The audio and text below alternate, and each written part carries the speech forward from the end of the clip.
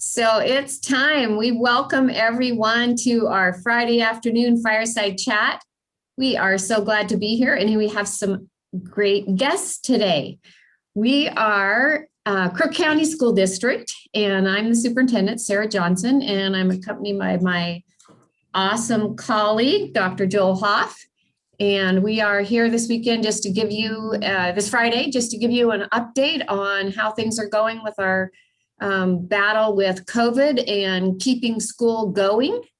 And we're going to have the great opportunity to hear about our middle school athletics from our athletic director at the middle school, Troy Waite. And we have our good friend, Rob Bonner, high school athletic director here. And I'm accompanied by Jason Carr, our communication director, and our curriculum director, and our good friend, Stacy Smith. Rob's kind of becoming a regular on the fireside chat. I kind of like it. It is. It's good. So it's a great afternoon. I'm looking out my window and I have 8 deer on the hill over here. And it's one of my favorite times of year, Joel, to drive outside of town and see all the baby calves. Yeah, Doug Smith, our school board member, was here earlier today. I thought he said 27, and he's expecting way more. So it's all is right with the world when you see the baby calves and soon the baby lambs.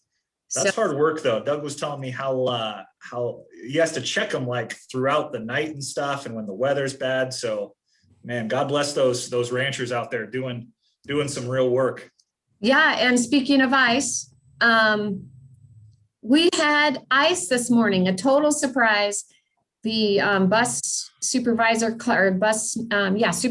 transportation supervisor called me at before 5 o'clock, and she said, I have 2 buses out and it is really slippery. I think we should call it. And it ended up being a good call. We know there were multiple accidents around the region, but not with our buses. We started later, and we were a little surprised to see that black ice and freezing rain, but we had a good Friday. We got everybody here safely, and a lot of our students are off safely on the way home. So another busy week. You know, great news about the direction of COVID. Lots of good stuff. For a chart. You want it, you got it, Doc. You're my boss. I got to do what you say anyways. I don't have a choice. Put up the chart. It's time. All right. There it is. Can you see that on your screen now? Now we can see it. All right. So we're continuing to see a great trajectory in the COVID cases, in the sense where they're continuing to go down. So from a peak, this blue line, our bi-weekly case total, they take the cases from the past 2 weeks, add them together, and that peaked for the weeks of January 3rd to 17th. We're at 144. And we've even cut that less than half. We're now down to 58. Okay, so notice that we have now slipped down into the yellow. We're in that yellow. Yeah, that's great news. And it's a little confusing because there's the Oregon Department of Ed metric categories, and then there's the Oregon Health Authority metric categories. And the ODE ones are kind of our school metrics. And then there's the Oregon Health Authority, which are the restaurants and all like the outdoor recreation. So we are in the yellow. We're in a good place with our the ODE metrics. So, and we're hoping to get those OHA metrics down in the next time they release, I think in the next week or two. So I am really looking forward to that. That is going to be a great time. We'll be able to see our restaurants open back up partially, and there'll be a lot of things happening. And what a great thing. And next Friday, of course, is our second immunization in the district. So that's another thing that I think is going to help. We will have about 70% of our staff immunized. Yeah, I actually did the updated numbers today. I think we got 304 people coming in on that next February. And I think if you look at this orange line, that's the number of staff quarantined, and we're down to 4 for those last 2 weeks. So that's another great thing to see continuing to go down. as more people get vaccinated, that number, I believe, will continue to go down. So that's exciting. So as you know, our high school principal was quarantined and she just came back yesterday. So we poured on the work today and she was back, boots on the ground. High school's roaring over there. Keeping her busy. So, we had 4 staff quarantine. We had 9 positive students for those 2 weeks. And then we had 80 students in quarantine. So those are your weekly numbers. We bring them to you every week. And try to make them as absolutely accurate as possible. I know sometimes people say, well, I know of somebody, but if we know of somebody that's not on here, you can let us know. But we try to make these absolutely as accurate as possible and align them with the health department. So yeah, I think that's our biggest. They're pretty darn close. It's if they've been reported to us, they're on the chart. It's right. Kind of how it works. And so yeah, we'll continue to bring this every day. We want to be as transparent. We want everyone out there to know as much about this as and our situation as Dr. Johnson and I know. So we'll continue to keep you up to the loop, in the loop, and up to date. So I'm sure the part that everybody's waiting for is an update on the student activities. And so we're going to invite Rob Bonner and Troy Waite to come on at the same time. If you guys want to turn your cameras on, you will pop onto the screen. All right. So this part is your part of the show, and I'm just going to turn it over to you. Rob, right. I'll let you start things off, and then I follow high school before middle school. Hey, all right then. Thank you. Actually, Rob, you get to go first because you're wearing a tie. Thank you. Oh, wow. Okay. I see how this game's played. Okay. Kind of a backhanded jab a little bit. Well, I went blue and gold, so I have the sweatshirt that's representing a sports team, and then I also had the shirt and tie. So. All right, so we're so excited. Starting on Monday, fall sports start. Football started a couple weeks ago. They are in helmets now and pads, and we're going to start some thudding here soon, start some contact. We are on track to start our competitive football season. Meeting with other area ADs, we're right where we need to be. Some schools are a little behind because of ice or power outages or whatever it may be. So it could always be worse. In the valley, there's people who have been out without power for a while, so they're a little behind. Our first couple of weeks, I tell you this about football because this first couple of weeks, we may have to adjust. There's some teams that aren't ready to compete. We might postpone some events or maybe move it back. I don't know yet. So there might be some changes coming. Stand by for that. Other than that, the soccer, volleyball, cross country, they all start on Monday with practices. We have full schedules for them. Volleyball's a little there still, but as Dr. Hoff stated, our numbers are going down. I spoke with the health department today. I don't want to talk about it too much because I don't want to jinx it, but our numbers are low. We have some numbers to give, and the cutoff is Saturday night at midnight. So we're getting close. I think we're going to be indoors for volleyball. I think we're going to be able to have a competitive volleyball season, and I can't tell you how we're in for that. So great things are happening there. With the numbers, I would just say, if I may be so brave, is please, if you're feeling any symptoms, stay home, have your child stay home until they're feeling better. We don't want to spread anything unnecessarily. If you travel, please, if you're riding in the car with other people, the health department asks every time, were you ever in a car with this person? If someone has COVID, if you were with someone in a vehicle with COVID, chances are you're going to have to quarantine. So keep that stuff in mind, wear masks, and we're really close. And I don't want to see us, harm any chances for kids moving forward in this competitive season. So that's my spiel. Rob, I've noticed you've become an expert on the COVID precautions now that they're really tied with getting kids back on the playing field. Unfortunately, yes. It's sad but true that when competition and when nothing's on the horizon, you really don't focus on the minutia, as much. But we're here, we're competing. it matters, as it always has, but now I'm beating the drum even harder. So, yeah, I guess it's the way it is. Awesome. All right, well, I'll step in. Yeah, appreciate that, Rob. And it's a nice thing, Rob's kind of laid the groundwork for, at the high school level for what we're doing at the middle school as well. For those of you that aren't real familiar with how we're going to approach the seasons, we are following in the high school steps, trying to be in the same seasons, same protocols, trying to be as consistent with the high school as we can. So that being said, before I get into the specific sports, just be aware that updates are being put on our Crook County Middle School website and the Crook County Middle School Facebook page. And each coach has a remind app that they are putting together. Some parents might be aware of that from past years, but we're trying to really make sure that we have all those updates and announcements of things posted there, because things change quickly and we may have to pivot pretty fast on some things depending on COVID numbers and some different factors that play into it. So we have coming up starting Monday our fall sports, which the middle school is football, volleyball, and cross country. And I'm excited for the fact that our outdoor sports of cross country and football can proceed fairly normally.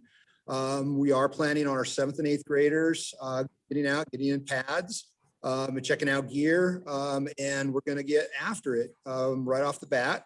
One out of the ordinary circumstance, I guess a silver lining in this situation is for this season, for this spring season, we are allowing 6th graders to participate in football on a non-contact basis.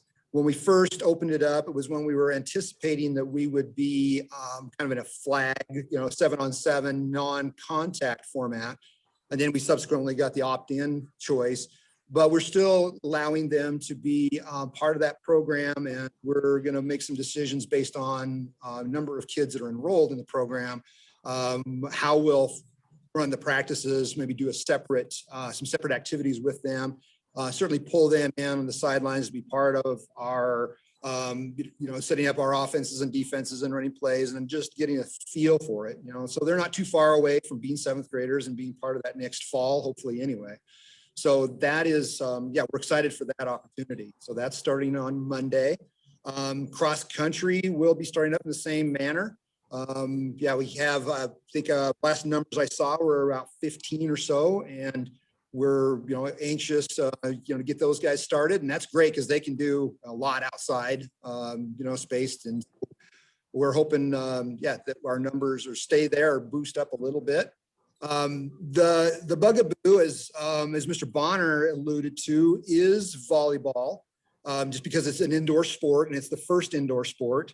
And I'm really excited to see the numbers that Dr. Hoff just put up, because we are very, very dependent on what happens in this next week with our county COVID update, our status update.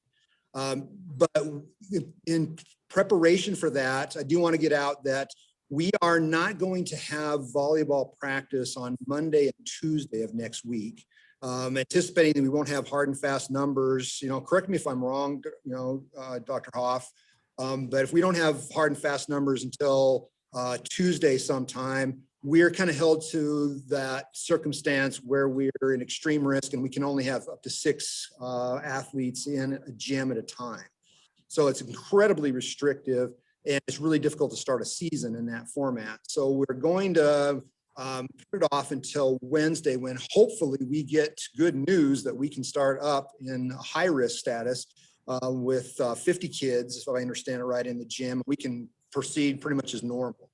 So just be aware that, your daughter will not be, your kid will not be practicing Monday and Tuesday, but we're hoping to go gangbusters on Wednesday. If for some reason we don't upgrade, we will plan on having a 2-week rotation where we do figure out how to get 6 athletes in the gym at a time. And, it's going to be a pretty awkward circumstance to work around, but we'll do what we can. And we'll do what we can for those first 2 weeks until we get the next update on, I believe, March 2nd or somewhere in there. So we're just making contingency plans, but we're really hoping that we can just move forward as normal, starting Wednesday for volleyball. And the only other thing I guess to throw in there is, we are trying to get some competitions. I mean, we're in contact with the Redmond schools, Milton Gregory, Obsidian, Sisters, Culver, perhaps Lapine. Jefferson County Middle School seems to be maybe an unlikely participant, maybe given their numbers, depending on what happens. But we're trying to get some competition scheduled within the parameters we can. It looks like busing might be a bit of a challenge in talking with our transportation manager today, but we will work as hard as we can within those restrictions to get some playing opportunity. So I would just absolutely invite you to contact myself, and then if you have any questions, and then I'll oftentimes put you in touch with our head coaches. They can sometimes speak more directly to each sport, but we invite everybody out. There's our kids. This is a great opportunity. It's a 5-week season. We don't have any fees associated with it. So we would really encourage you, if you don't have your child signed up for something and you think they would like to do that, we're still open for business. So Troy, you said no fees, kids can play for free. Yeah. Isn't that something? What a deal. Yeah, I thought How much does it normally cost? We're normally a $50 pay to play fee at the middle school. So, But that's our school board waived that. Am I getting that right? yeah, we waived Yes. it. Yep. School waived that for us. So kids have no excuse. We got no Exactly. barriers to Yeah, participate. they've been sitting around, need something to do. So our coaches are excited and ready to roll with them. So yeah, let's get out there. And probably the last thing I'll close with is, again, do check the website. I did put down the second season that will start April 5th. It will be as it stands now with that, I'll predicate it with that, with track and boys basketball. And then we'll finish off our year with our season 3, which would be wrestling and girls basketball. I will say that as much as we didn't want to put any other sport opposite track, we don't like to have, in this case, boys basketball players have to choose. But there was just no way that we could, we can't coincide boys and girls basketball. We just don't have the space to do that adequately. So we had to offset those. And so we kind of had to make that decision. And we normally have wrestling and girls basketball at the same time, since they don't compete for the same space. And it gives boys an opportunity to play basketball and wrestle. We do have a lot of to do both. So we tried to be the least restricted as we could with it. So yeah, and we'll have more information as we get closer, and hopefully things will loosen up and we'll just become more and more normal in our approach. Just tighter, shorter seasons.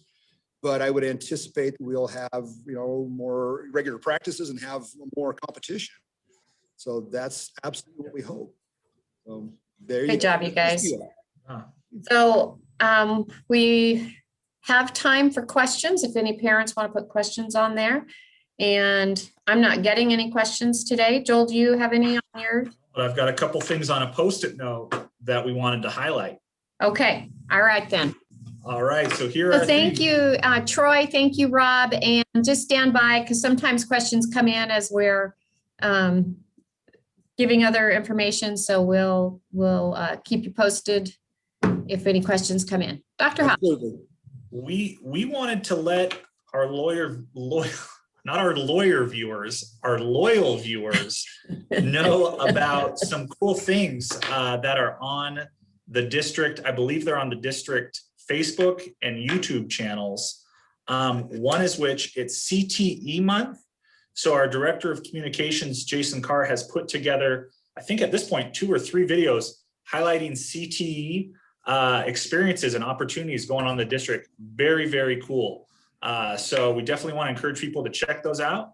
And the second thing, there's another video that was really cool that I actually watched last night, Mr. Carr, that was, I believe his name's Brooks Barnett, our music band teacher, had taken, for Black History Month, had taken some historical music, and they were training the kids on that. Something really cool.